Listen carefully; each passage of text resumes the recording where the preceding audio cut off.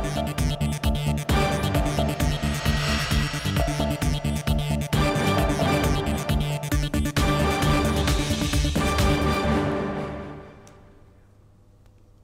Welcome to స్వతంత్ర. నేను మురళి. ముందుగా హెడ్లైన్స్ చూద్దాం.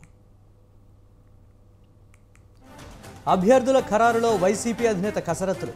సీఎంను కలిసిన ఉభయ గోదావరి జిల్లాల ఎమ్మెల్యేలు.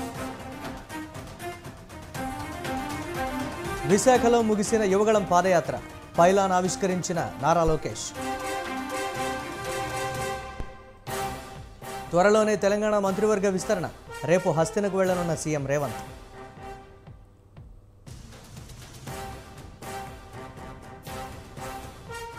లోక్సభ ఎన్నికలపై కాంగ్రెస్ పీఎస్సీలో చర్చ. 17 ఎంపీ సీట్లకు ఇన్ఛార్జీల నియామకం.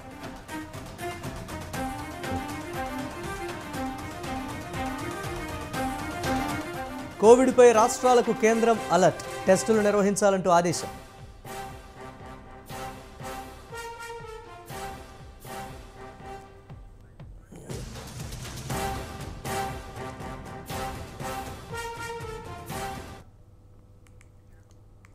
యువగళం జనగళమైంది. అవును, 226 రోజుల పాటు సుదీర్ఘంగా సాగిన టీడీపీ జాతీయ ప్రధాన కార్యదర్శి నారా లోకేష్ పాదయాత్ర ముగిసింది.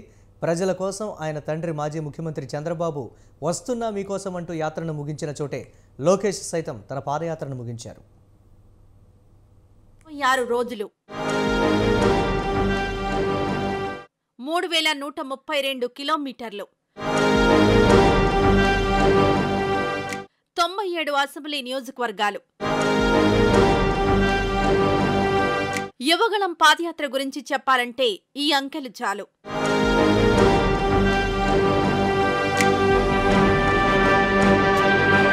ఈ ఏడాది జనవరి 27న చిత్తూరు జిల్లా కుప్పంలో ప్రారంభించిన యువగళం పాదయాత్ర ఇంతింతై వటుడింతై అన్నట్లుగా సాగింది. టీడీపీ ప్రధాన కార్యదర్శి హోదాలో నడక ప్రారంభించిన లోకేష్ వెంట అశేష ప్రజానీకం తరలివచ్చింది.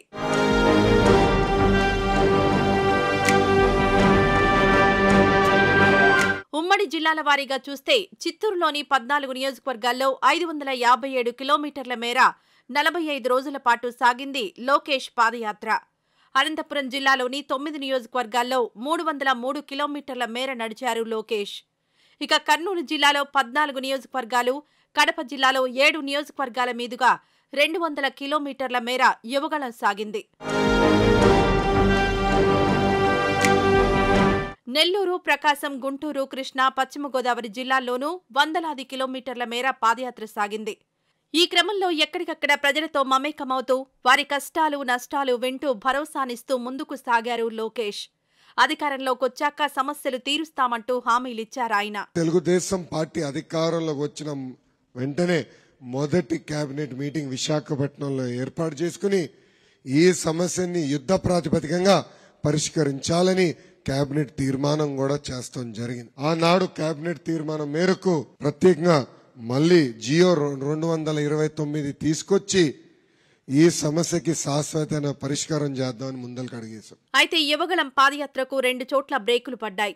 మొదటి యాత్ర ప్రారంభించిన సమయంలో తారకరత్న మరణంతో యాత్రకు కాస్త విరామమివ్వగా సెప్టెంబర్ 9న స్కిల్ కేసులో తన తండ్రి టీడీపీ అధినేత అయిన చంద్రబాబును పోలీసులు అరెస్ట్ చేయడంతో పాదయాత్రను తూర్పుగోదావరి జిల్లా పొదలాడలో నిలిపివేశారు లోకేష్. అనంతరం చంద్రబాబుకు బెయిల్ మంజూరయ్యాక 79 రోజుల విరామం అనంతరం నవంబర్ 27న మళ్లీ పొదలాడ నుంచే యువగళాన్ని ప్రారంభించారు నారా లోకేష్. ఇక పాదయాత్రలో లోకేష్తో పాటు ఆయా నియోజకవర్గం ఎమ్మెల్యేలు, ఇన్ఛార్జీలు, సీనియర్ నేతలు, కుటుంబ సభ్యులు కొంత దూరం అడుగులు వేశారు. పార్టీ కార్యకర్తలు, నేతల్లో జోష్ నింపే ప్రయత్నం చేశారు. మధ్యలో 1-2 అవాంతరాలు ఎదురైనా పట్టుదలగా యాత్రను పూర్తి చేశారు నారా లోకేష్.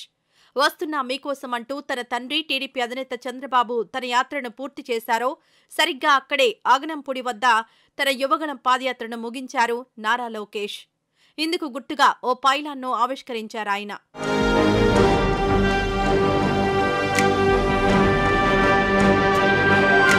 లోకేష్ పాదయాత్ర సూపర్ సక్సెస్ అయిన నేపథ్యంలో ఈ నెల 20న విజయనగరం జిల్లా పొలిపల్లి వద్ద పాదయాత్ర విజయోత్సవ సభను పెద్ద ఎత్తున నిర్వహించనుంది టీడీపీ. ఈ వేదికపై నుంచే రానున్న అసెంబ్లీ ఎన్నికలకు శంఖారావం పూరించనుంది తెలుగుదేశం పార్టీ.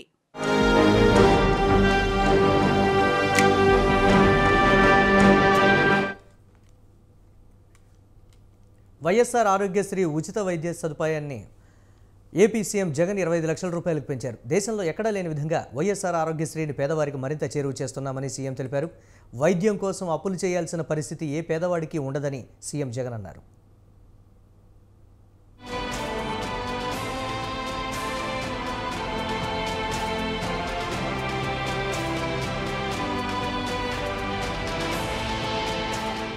వైఎస్ఆర్ ఆరోగ్యశ్రీ పథకం కింద అందజేస్తున్న ఉచిత వైద్య సాయాన్ని ఏపీ సర్కార్ 25 లక్షల రూపాయల వరకు పెంచింది.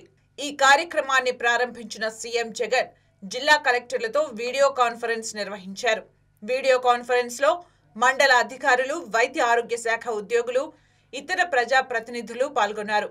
అదేవిధంగా కార్పొరేషన్, పురపాలక కార్యాలయాల నుంచి మున్సిపల్ కమిషనర్లు, వైద్య ఆరోగ్య శాఖ అధికారులు, ప్రజా ప్రతినిధులు పాల్గొన్నారు. ఆరోగ్యశ్రీ సేవలను 25 లక్షల రూపాయలకు పెంచడంతో పాటు ప్రతి గృహంలో అవగాహన కార్యక్రమాలకు శ్రీకారం చుడుతున్నామని సీఎం జగన్ తెలిపారు. ఏడాదికి 5 లక్షల రూపాయలు ఆదాయం వస్తున్న కుటుంబాలను ఆరోగ్యశ్రీ పరిధిలోకి తీసుకువచ్చామని చెప్పారు. దాదాపు 1,40,00,000 కుటుంబాలను ఆరోగ్యశ్రీ పరిధిలోకి తీసుకొచ్చినట్లు సీఎం తెలిపారు. వైద్యం కోసం ఏ పేదవాడు కూడా అప్పుల పాలయ్యే పరిస్థితి ఏ పేదవాడికి ఉండకూడదు అన్న తలంపు, తాపత్రయంతో ఈరోజు ఆరోగ్యశ్రీని ఎప్పుడూ కూడా ఎవరూ కూడా చూడనంతగా మార్పులు తీసుకొస్తూ మరో ముందడుగు వేస్తూ ఉన్నాం. ఈరోజు వైఎస్ఆర్ ఆరోగ్యశ్రీ ఉచిత వైద్యం పరిమితిని 25 లక్షలకు పెంచుతూ ఒక చారిత్రాత్మక నిర్ణయం తీసుకోవడము, దాని మీద పూర్తి అవగాహన కల్పిస్తూ అసలు ఈరోజు ఈ కార్యక్రమం దేశ చరిత్రలోనే ఒక చారిత్రాత్మక ఘటనగా నిలబడిపోతుంది. గత టీడీపీ సర్కారు 5 ఏళ్ల కాలంలో ఆరోగ్యశ్రీకి 1,034 కోట్ల రూపాయలు మాత్రమే ఖర్చు చేసిందని, అయితే వైసీపీ సర్కార్ ఆరోగ్యశ్రీ ఆసరా పథకాల కోసం ఏడాదికి 4,100 కోట్ల రూపాయలను ఖర్చు చేస్తోందని సీఎం తెలిపారు. 108, 104 సేవలు సైతం పరిగణలోకి తీసుకుంటే ఏడాదికి 4,400 కోట్ల రూపాయలు ఖర్చు చేస్తున్నామని ఆయన చెప్పారు. ఆరోగ్యశ్రీ పథకం కింద ఇప్పటికీ తమ ప్రభుత్వంలో 53,02,816 మంది చికిత్స పొందారని సీఎం తెలిపారు. ఏ పరిస్థితుల్లో ఏ పేదవాడు వైద్యం కోసం అప్పుల పాలు కాకూడదనే ఈ గొప్ప వ్యవస్థను తీసుకువచ్చామని సీఎం జగన్ చెప్పారు. ఇందుకోసం నియోజకవర్గంలోని 5 గ్రామాల్లో ఆరోగ్యశ్రీ కార్డులు, అదేవిధంగా ఆరోగ్యశ్రీపై ప్రచారం కార్యక్రమాలు ముమ్మరంగా చేపట్టాలని సీఎం సూచించారు. ప్రతి ఇంటికి ఆరోగ్యశ్రీ కార్డు ఇవ్వడమే కాకుండా ఆరోగ్యశ్రీ సేవలు ఎలా పొందారన్న విషయంపైన వివరాలు తెలియజేయాలని అధికార గణానికి తెలిపారు.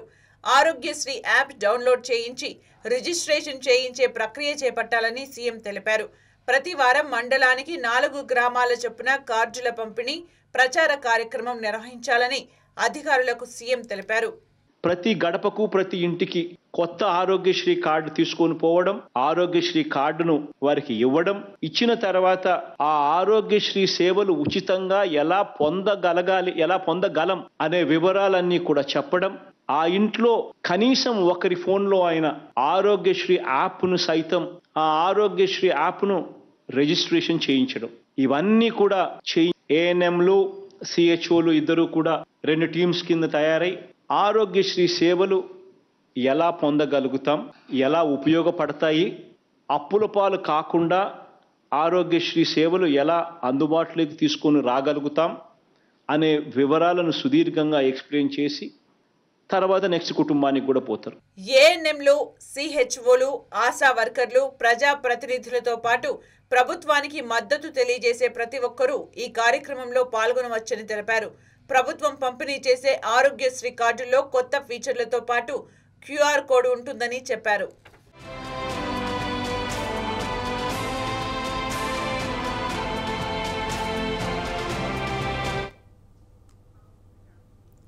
టార్గెట్ 2024 ఏపీని అధికార విపక్షాలది ఇప్పుడు ఇదే మాట. అసెంబ్లీ ఎన్నికల్లో గెలిచి మరోసారి అధికారాన్ని కైవసం చేసుకోవాలని భావిస్తోంది అధికార వైసీపీ. అదే సమయంలో గత ఎన్నికల్లో విడివిడిగా పోటీ చేసి ఓటమి పాలైన టీడీపీ, జనసేన ఈసారి మాత్రం కలిసికట్టుగా బరిలో దిగనున్నాయి. విజయమో వీరస్వర్గమో తేల్చుకుంటామంటూ గర్జిస్తున్నాయి. ఈ క్రమంలోనే ఎత్తులకు పై ఎత్తులు వేస్తూ ఏపీలో పొలిటికల్ హీట్ను తారాస్థాయికి చేరుస్తున్నాయి.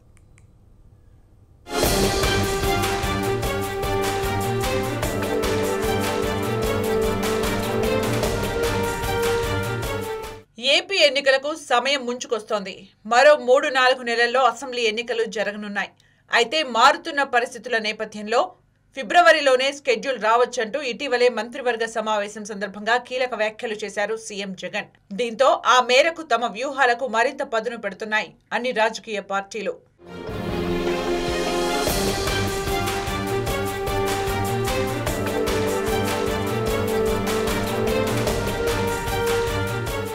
ఈ విషయంలో అధికార వైసీపీ ప్రతిపక్షాల కంటే ఎంతో ముందుంది. ఏడాదిన్నర ముందు నుంచే ప్రజల్లోకి ఎమ్మెల్యేలు నిత్యం వెళ్లేలా గడప గడపకు లాంటి కార్యక్రమాలు చేపట్టింది. ఆయా ఎమ్మెల్యేల పనితీరును బేరీజు వేయడం మొదలుపెట్టింది. ఇక ఇటీవలే సామాజిక సాధికార బస్సు యాత్ర, వై ఏపీ నీడ్స్ జగన్ లాంటి కార్యక్రమాలతో పార్టీ శ్రేణుల్లో నేతల్లో జోష్ పెంచే ప్రయత్నం చేయడంతో పాటు ప్రజలతో ఆయా ఎమ్మెల్యేలను మమేకమయ్యేలా చేస్తోంది.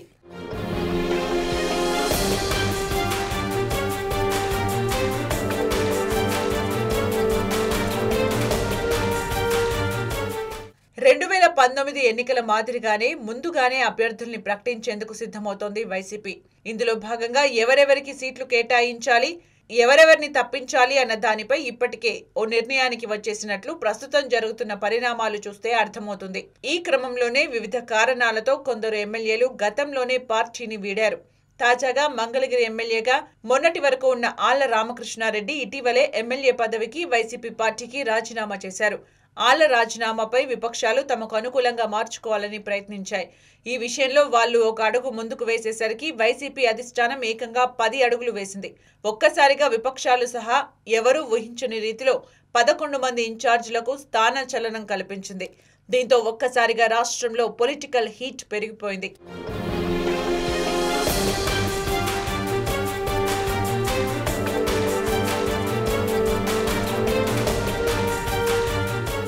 అయితే రానున్న ఎన్నికల కోసం అభ్యర్థుల మార్పుపై ఎప్పటి నుంచో సంకేతాలు ఇస్తోంది వైసీపీ. ప్రజా ప్రతినిధులు నిత్యం ప్రజల్లో ఉండేలా చూస్తున్న వైసీపీ ఆ మేరకు వివిధ రకాల సర్వేలు చేయించింది.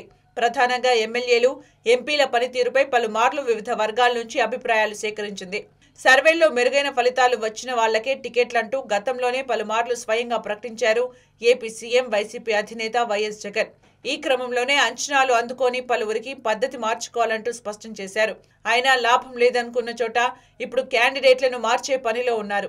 ఈ క్రమంలోనే నిరసనలు వ్యక్తమైనా వెనక్కు తగ్గడం లేదు వైసీపీ అధిష్టానం. ఇక సీఎంఓ నుంచి తాజాగా ప్రతిపాడు, జగ్గంపేట, చింతలపూడి, పిఠాపురం, గుంటూరు వెస్ట్ సహా మరికొన్ని నియోజకవర్గాలకు చెందిన ఎమ్మెల్యేలకు పిలుపులు రావడంతో ఏ పిడుగు పడుతోందోనన్న ఉత్కంఠ ఆయా నేతల్లో నెలకొంది. రానున్న రోజుల్లో మరికొందరికి సైతం ఇలాంటి పిలుపులు రానున్నట్లు పెద్ద ఎత్తున ప్రచారం జరుగుతోంది. దీంతో అభ్యర్థుల ప్రకటన నాటికి వైసీపీ నుంచి ఎంతమంది కొత్త వాళ్లు బరిలో దిగుతారన్నది ఆసక్తి రేపుతోంది.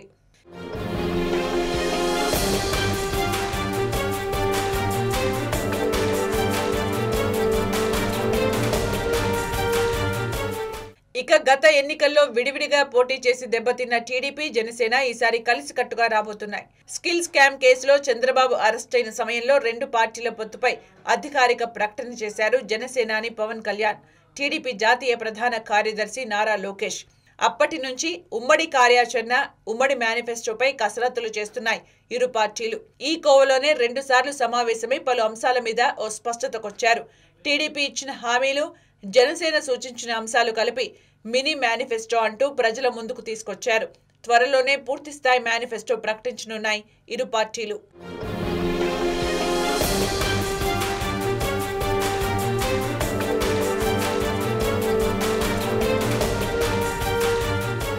సీట్ల సర్దుబాటుపైన ఇరు పార్టీల అధినేతలు తాజాగా సమావేశమై చర్చించారు. హైదరాబాద్లోని పవన్ నివాసానికి వెళ్లిన చంద్రబాబు జనసేనానితో సుమారు 2.5 గంటల పాటు సమావేశమయ్యారు. అసెంబ్లీ ఎన్నికల్లో ఏ పార్టీ ఎన్ని సీట్లలో పోటీ చేయాలి, పార్లమెంటు విషయానికి వచ్చేసరికి ఎన్ని సీట్లు ఒక్కొక్కరు తీసుకోవాలి, ఎన్నికల ప్రచారం, సభలు ఇలా చెప్పుకుంటూ పోతే రానున్న ఎన్నికల్లో గెలుపు కోసం ఎలాంటి వ్యూహాలు అమలు చేయాలి అన్న దానిపై సుదీర్ఘంగా చర్చించారు ఇరు పార్టీల అధినేతలు.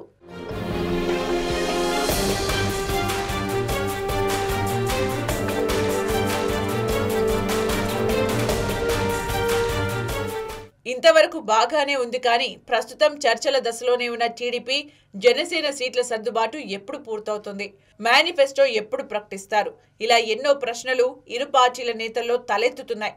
మొత్తంగా చూస్తే 2024 టార్గెట్ గా పెట్టుకున్న ఏపీ అధికార విపక్షాలు ఎవరి వ్యూహాల్లో వాళ్ళు బిజీగా ఉన్నారు.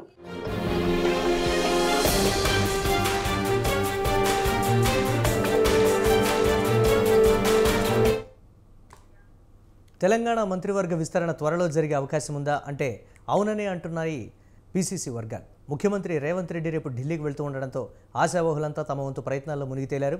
రానున్న లోక్సభ ఎన్నికల కంటే ముందుగానే విస్తరణతో పాటు నామినేటెడ్ పదవులను భర్తీ చేయడం ద్వారా పార్టీ నేతల్లో జోష్ నింపవచ్చని భావిస్తున్నారు సీఎం రేవంత్ రెడ్డి.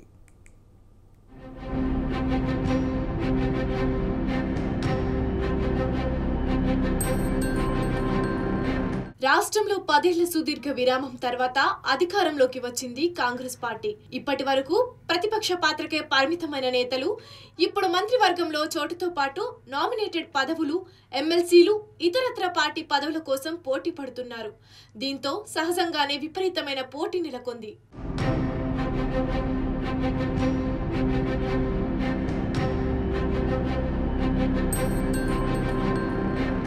సీఎం రేవంత్ రెడ్డి ఈ నెల 19న ఢిల్లీ వెళ్లనుండడంతో అందరి దృష్టి ఇప్పుడు ఆయనపైనే నెలకొంది.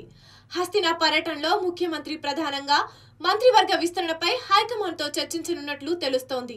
దీంతో పాటు నామినేటెడ్ పదవులు, ఎమ్మెల్సీ అభ్యర్థులపైన కాంగ్రెస్ పెద్దలతో మాట్లాడే అవకాశం ఉందంటున్నాయి హస్తం పార్టీ వర్గాలు.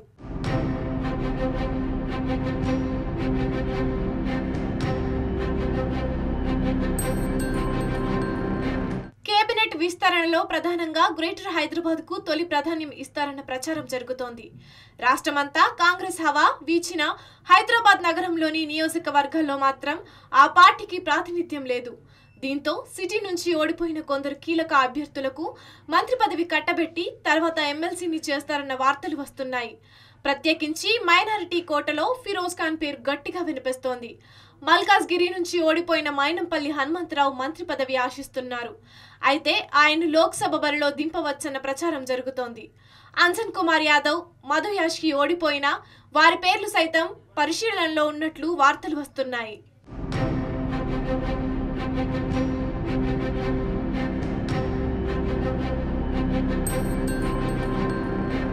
ఇక జిల్లాల్లో చూస్తే మైనారిటీ కోటాలో షబ్బీర్ అలీ పేరు ప్రధానంగా వినిపిస్తోంది.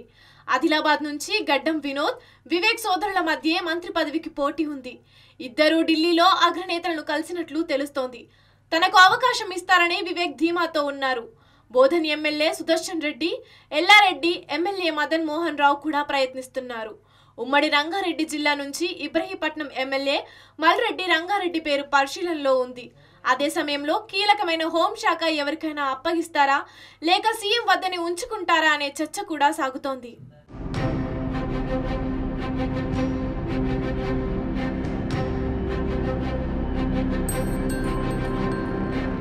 సీఎం ఢిల్లీ పర్యటనలో మంత్రివర్గ విస్తరణతో పాటు నామినేటెడ్ పదవులు, ఇతర పార్టీ పదవులపైన చర్చిస్తారన్న ప్రచారం జోరుగా సాగుతోంది. ఎందుకంటే ఎన్నికల సమయంలో పలువురు నేతలు తమ సీట్లను ఇతరుల కోసం త్యాగం చేశారు. చిన్నారెడ్డి, అద్దంకి దయాకర్ సహా పలువురు ఈ లిస్టులో ఉన్నారు. దీంతో వారికి ఎలాంటి పదవులు దక్కుతాయన్న ప్రచారం సాగుతోంది. ఇక గాంధీ భవన్ వేదికగా జరిగిన సమావేశంలో ప్రధానంగా లోక్సభ అభ్యర్థుల ఎంపికపై చర్చతో పాటు నామినేటెడ్ పదవులపై చర్చ జరిగిందన్న వార్తలు వస్తున్నాయి. దీంతో ఢిల్లీ పర్యటనలో లోక్సభ అభ్యర్థుల లిస్టుపై కూడా హైకమాండ్తో చర్చించనున్నారు ముఖ్యమంత్రి. ఓడిపోయిన పలువురు ఎమ్మెల్యే అభ్యర్థులను ఎంపీలుగా బరిలో దింపవచ్చన్న ప్రచారం సాగుతోంది. తెలంగాణ ఇచ్చిన తల్లి సోనియా గాంధీ గారు రావడం, ఆమె ఒక ఉపన్యాసంతో తెలంగాణ ఇచ్చినాను, ఇలాంటి తెలంగాణ కాదు, నేను మీ యొక్క తెలంగాణకు కోరుకున్న కోరిక మేరకు ఈ తెలంగాణ పని చేస్తలేదు, నేను నిజమైన తెలంగాణ మీరు ఏ డ్రీమ్ చూసినారో దాన్ని అమలు చేయాలంటే కాంగ్రెస్కి ఒక అవకాశం ఇవ్వమని చెప్పినందుకు ప్రజలు ఆకర్షాయి.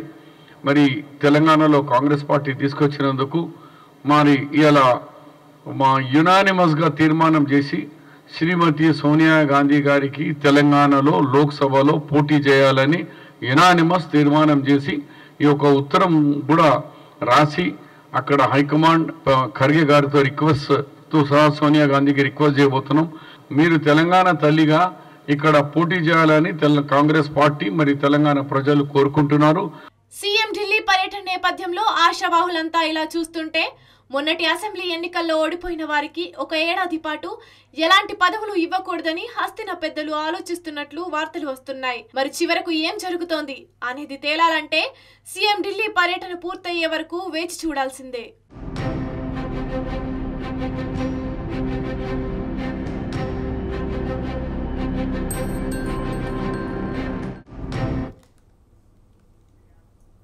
తెలంగాణలో నూతన ప్రభుత్వం ఏర్పాటైన తర్వాత ముఖ్యమంత్రి రేవంత్ రెడ్డి జిల్లా కలెక్టర్లతో తొలిసారి సమావేశం కానున్నారు. ఈ నెల 21న జరగనున్న జిల్లా కలెక్టర్ల సమావేశానికి సిద్ధంగా ఉండాలని అన్ని జిల్లాల కలెక్టర్లకు సీఎస్ కార్యాలయం నుంచి ఆదేశాలు అందాయి.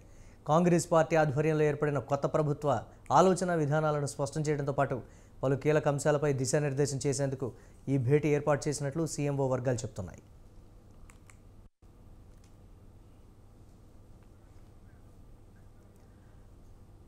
ఈ కలెక్టర్ల కాన్ఫరెన్స్లో ధరణి పోర్టల్పై కీలక సమీక్ష ఉంటుందని, పలు భూ సంబంధిత అంశాలు, జీవో 58, 59 అమలు, ప్రజావాణి కార్యక్రమం పట్టణాలు, జిల్లా కేంద్రాలకు విస్తరించడం, గృహలక్ష్మి పథకం కింద ఇళ్లు కట్టుకునేందుకు లబ్ధిదారుల ఎంపికపై మార్గదర్శకాల ఖరారు, రైతు భరోసా అమలుకు తీసుకోవాల్సిన చర్యలు, కౌలు రైతుల గుర్తింపు కోసం అనుసరించాల్సిన పద్ధతి తదితర అంశాలపై చర్చించనున్నారు.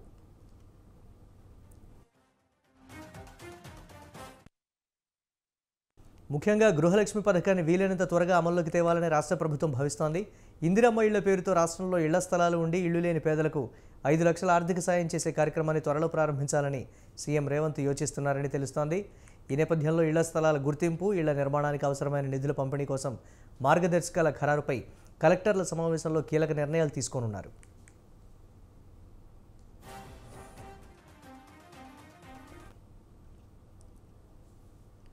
ప్రజావాణి కార్యక్రమాన్ని జిల్లా కేంద్రాలు, పట్టణాలకు విస్తరించాలని, వారంలో 2 రోజుల పాటు ఈ కార్యక్రమాన్ని క్షేత్రస్థాయిలో కూడా నిర్వహించాలని సీఎం రేవంత్ భావిస్తున్నారు.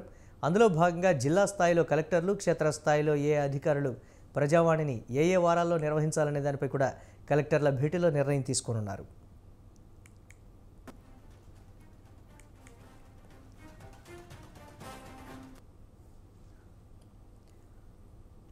గతంలో తాము రాసిన పరీక్షల ఫలితాలు విడుదల చేయాలని, ఉద్యోగాలు కల్పించాలని సీఎం రేవంత్ రెడ్డిని నిరుద్యోగులు కోరుతున్నారు. టీఎస్పీఎస్సీ ప్రక్షాళన అనంతరం ఉద్యోగాల ప్రక్రియ చేపట్టాలని సర్కారు ఆలోచిస్తూ ఉంటే అన్ఎంప్లాయీస్ ఈ విధంగా వేడుకుంటున్నారు.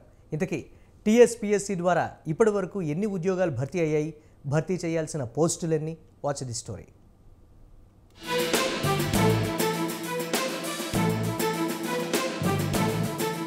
తొలుత టీఎస్పీఎస్సీ ప్రక్షాళన చేసి తర్వాత ఉద్యోగాల ప్రకటన విడుదల చేయాలని, పరీక్షలు నిర్వహించి ఉద్యోగాలు కల్పించాలని రాష్ట్ర కాంగ్రెస్ సర్కారు భావిస్తోంది. ఎప్పుడో 2 ఏళ్ల క్రితం గ్రూప్ 4 నోటిఫికేషన్ ఇచ్చారని, అయితే భర్తీ ప్రక్రియ ఇప్పటికీ పూర్తి కాలేదని నిరుద్యోగులు ఆవేదన వ్యక్తం చేశారు. పరీక్షలు రాసి నెలలు గడుస్తున్నా తాము ఫలితాలకు నోచుకోలేదని అన్నారు. తాము అధికారంలోకి వచ్చాక టీఎస్పీఎస్సీ ప్రక్షాళన చేస్తామని, ఏడాదిలోపున 2 లక్షల ఉద్యోగాలు ఇస్తామని కాంగ్రెస్ పార్టీ ఎన్నికలకు ముందు హామీ ఇచ్చింది. అయితే ప్రక్షాళన విషయాన్ని పక్కన పెట్టి ముందు కొలువుల భర్తీపై దృష్టి సారించాలని నిరుద్యోగులు కోరుతున్నారు.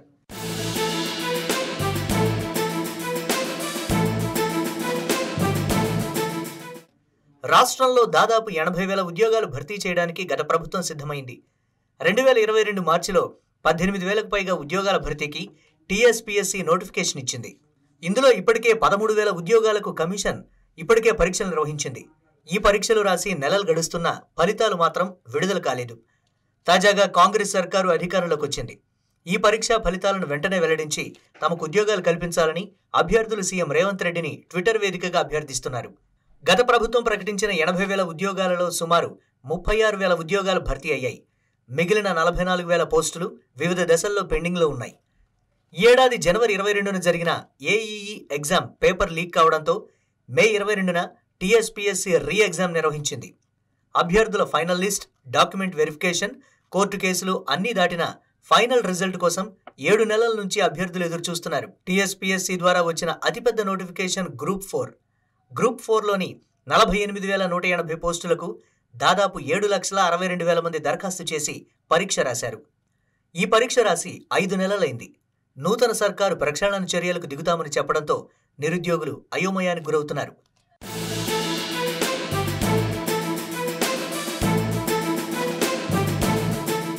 పరీక్షా ఫలితాల కోసం చకోర పక్షుల్లా ఎదురు చూస్తున్న నిరుద్యోగులు తాము పడుతున్న ఇబ్బందులు తెలియజేసి కన్నీటి పర్యంతమయ్యారు. పేపర్ల లీకులు తమ పాలిట శాపంలా మారాయని నిరుద్యోగులు ఆవేదన చెందారు. ఎక్కడ ఏజ్ బార్ అయిపోతుందో అని భయపడుతున్నామని అన్నారు. ఆర్థిక ఇబ్బందులు తమను పట్టి పీడిస్తున్నాయని వాపోయారు. నూతన కాంగ్రెస్ ప్రభుత్వం తమ కష్టాలు గమనించి ఆదుకోవాలని సీఎం రేవంత్ రెడ్డి ఈ విషయంపై ప్రత్యేక దృష్టి సారించి ఉద్యోగాల భర్తీని వెంటనే చేపట్టాలని కోరుతున్నారు.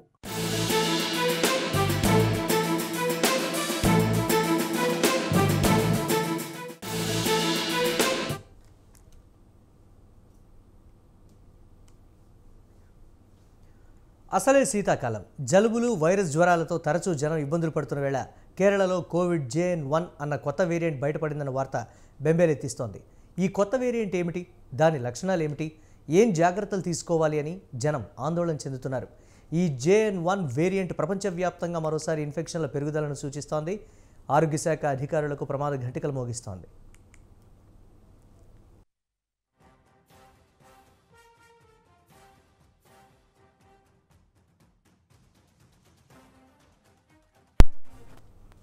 కేరళలో కొత్త వేరియంట్ వెలుగులోకి రావడంతో కేంద్ర ప్రభుత్వం అలర్ట్ అయింది. అన్ని రాష్ట్రాలకు హెచ్చరికలు జారీ చేసింది. కోవిడ్ టెస్టులు చేసేందుకు సిద్ధంగా ఉండాలని పేర్కొంది.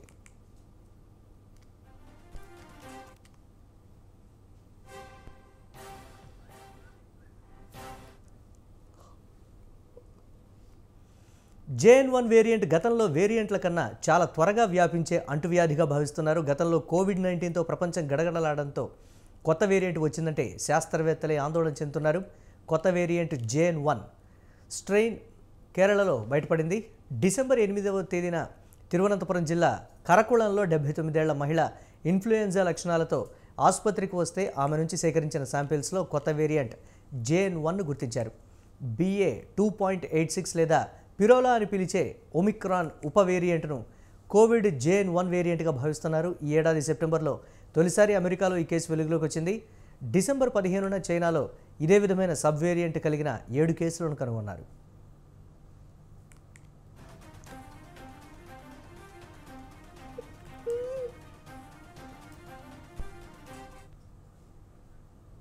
స్వల్ప తేడాల కారణంగా వేర్వేరు వేరియంట్లకు వేర్వేరు పేర్లు పెడతారు.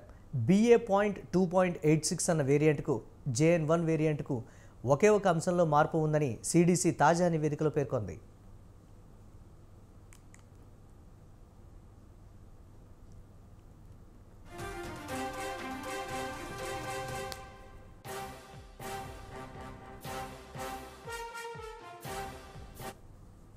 స్పైక్ ప్రోటీన్ ఇది వైరస్ ఉపరితలంపై చిన్న ముల్లుల్లా ఉంటుంది కాబట్టి దీనిని స్పైక్ అని పిలుస్తారు. ఇది వైరస్ మానవులకు సోకే సమయంలో కీలకంగా పనిచేస్తుంది. CDC ప్రకారం వైరస్ యొక్క స్పైక్ ప్రోటీన్ను లక్ష్యంగా చేసుకునే టీకాలు JN.1కు BA.2.86కు వ్యతిరేకంగా కూడా పనిచేయాలి.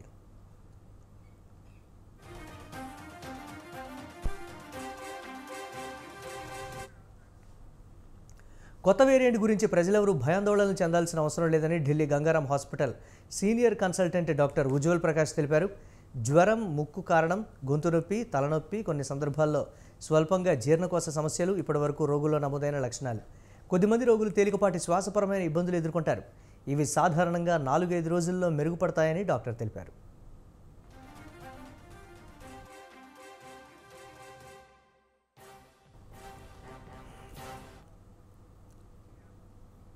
ఇవి ఇప్పటివరకున్న అప్డేట్స్. కీప్ వాచింగ్ స్వతంత్ర.